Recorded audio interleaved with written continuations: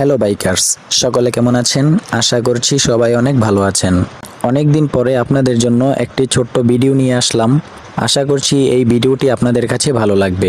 যদি আমার ভিডিওগুলো আপনাদের কাছে ভালো লাগে এবং উপকারী মনে হয় তাহলে আমার চ্যানেলটিকে সাবস্ক্রাইব করে পাশে থাকবেন।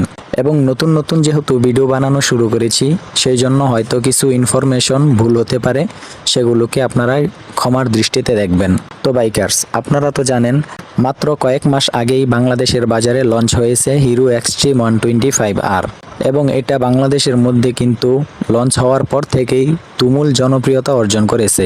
তো বেশিরভাগ মানুষের চয়েসের মধ্যেই রয়েছে হিরো এক্সট্রিম 125R এর ব্ল্যাক কালারটা। আর সেই কথা বিবেচনা করেই হিরো কোম্পানি ব্ল্যাকের মধ্যেই আরও 3-4টা গ্রাফিক্স অ্যাড করেছে, সেগুলো আপনারা ভিডিওতে দেখতেই পারতেছেন। তো অবশ্যই কমেন্টে জানাবেন যে এই গ্রাফিক্সটা কেমন হয়েছে। এছাড়াও কিন্তু হিরো এক্সট্রিম 125R এর মধ্যে একটি নতুন চমক দিয়েছে, সেটা হলো এর সাসপেনশন। যেটা বাংলাদেশের বাজারে লঞ্চ হয়েছে সেটার সাসপেনশন কিন্তু টেলিস্কোপিক সাসপেনশন, কিন্তু দেখতে পারতেছেন এই বাইকে রয়েছে ইউএসডি সাসপেনশন।